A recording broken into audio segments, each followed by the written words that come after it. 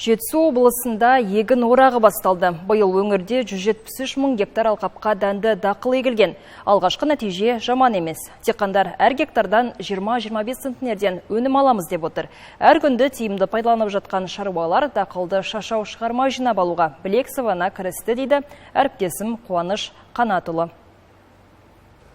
Ермек Қалиев жетекшілік ететін шаруа қожалығының егістік алқабы 2000 гектарға жуық. Былтыр қуаңшылық салдарынан өнім аз болған. Ал биыл қолайлы ауа райының арқасында астықтың түсімі жоғары. Биыл егін жақсы шығып отыр. Әрбір гектардан түсімі 2 тоннадан кем емес, 20 центнер гектарынан 20-25-30 центнерге дейін берген полилар бар.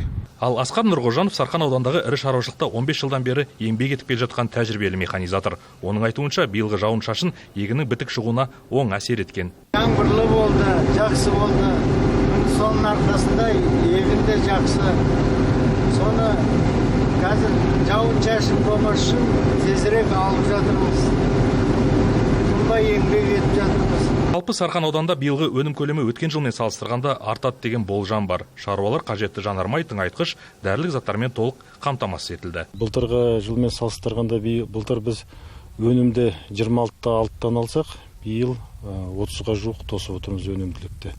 Енді бұл тоннамен шаққан кезде былтыр 137 мың тонна қамбамызға түссе, биыл 157 мың түсеме деп отырмыз. Жетісу облысында орақ науқаны қарқын алып келеді. Қазіргі уақытқа дейін 173 мың гектар астық алқабының 27 мың гектары орылды. Әзірге орташа өнімділік гектарына 18 центнерді құрап отыр. Ендігі міндет мол өнімді уақытылы әрі ысырапсыз жинап алу. Қуаныш Қанатұлы, Жасұлан Шымкенже, Жетісу телеарнасы.